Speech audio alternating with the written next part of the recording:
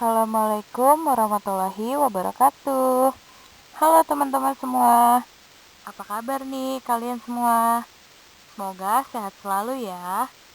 Semoga kita semua dijauhkan dari wabah yang sedang menyebar saat ini ya teman-teman. Pokoknya tetap jaga kesehatan dan mengikuti protokol kesehatan selalu.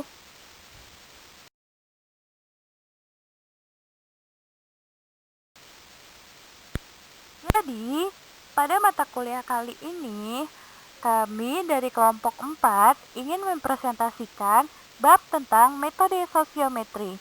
Sebelumnya, izinkan saya memperkenalkan kelompok saya. Yang pertama ada Iwan Arya Ramadana, yang kedua ada Ella Rahmawati, dan yang ketiga saya, Dona Angelina.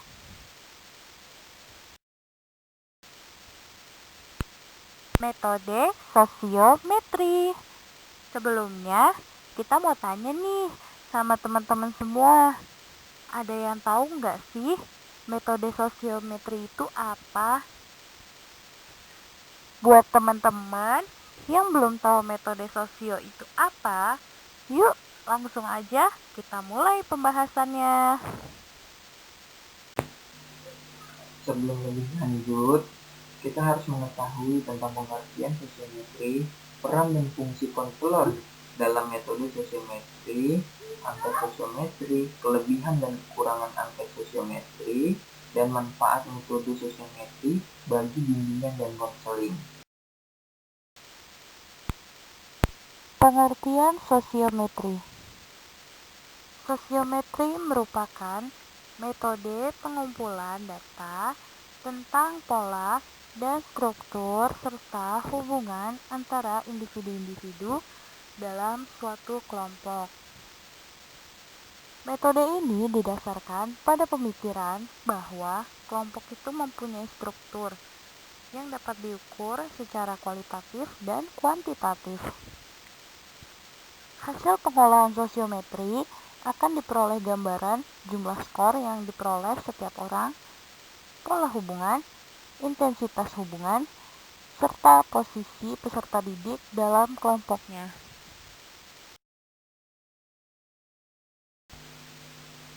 Berikut angket sosiometri. Angket sosiometri dibagi menjadi 3 bagian. Yang pertama, macam angket sosiometri.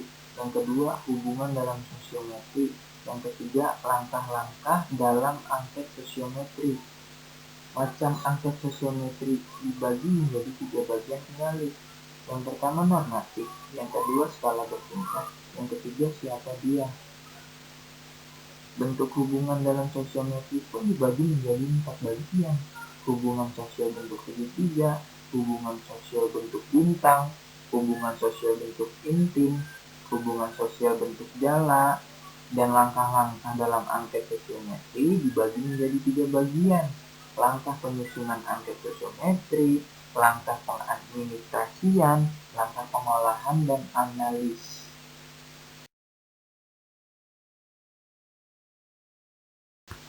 Lalu ada peran dan fungsi konselor dalam sosiometri.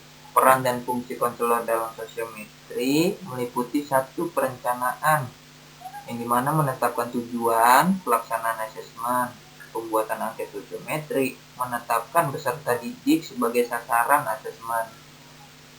Yang kedua, pelaksanaan. Pelaksanaan menjelaskan tujuan, manfaat, dan kerahasiaan data. Yang ketiga, melakukan pengolahan data mulai dari membuat tabulasi, sosiogram, menghitung indeks, hingga melakukan analisis hasil. Yang keempat, melakukan tindak lanjut dari asesmen dengan membuat program layanan dan bimbingan konseling yang sesuai dengan kebutuhan dan kondisi peserta didik.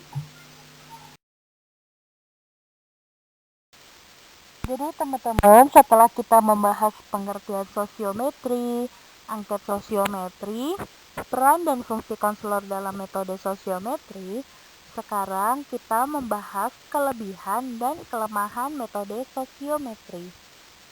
Yang pertama, saya akan menjelaskan kelebihan dari metode ini. Yang pertama ada memperbaiki struktur hubungan sosial di dalam kelompok. Yang kedua, memperbaiki penyesuaian sosial individu. Yang ketiga, mempelajari apa sih akibat proses pendidikan di sekolah terhadap hubungan sosial peserta didik. Yang keempat, mempelajari mutu kepemimpinan dalam berbagai situasi. Yang kelima, menemukan norma pergaulan antara peserta didik yang diinginkan di dalam kelompok.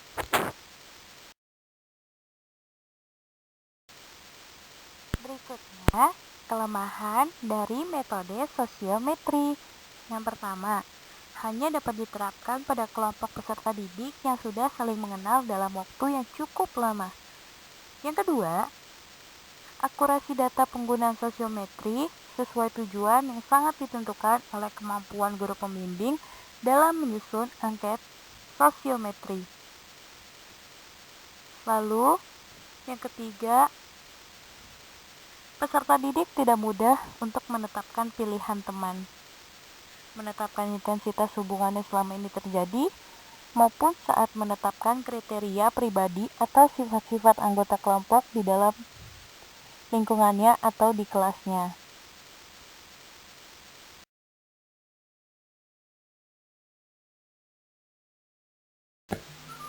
Manfaat metode sosiometri dalam bimbingan dan konseling membantu guru pembimbing untuk memperoleh data yang menggambarkan pola hubungan, intensitas hubungan, dan posisi peserta didik dalam kelompoknya.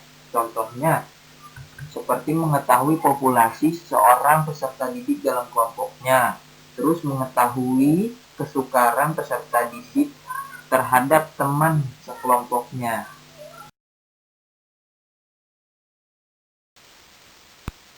Jadi sekian presentasi dari kelompok kami. Mohon maaf bila ada salah kata dan kekurangan dalam penyampaiannya. Kami mohon saran dan kritik dari teman-teman semua. Wabillahi taufiq wal hidayah. Wassalamualaikum warahmatullahi wabarakatuh.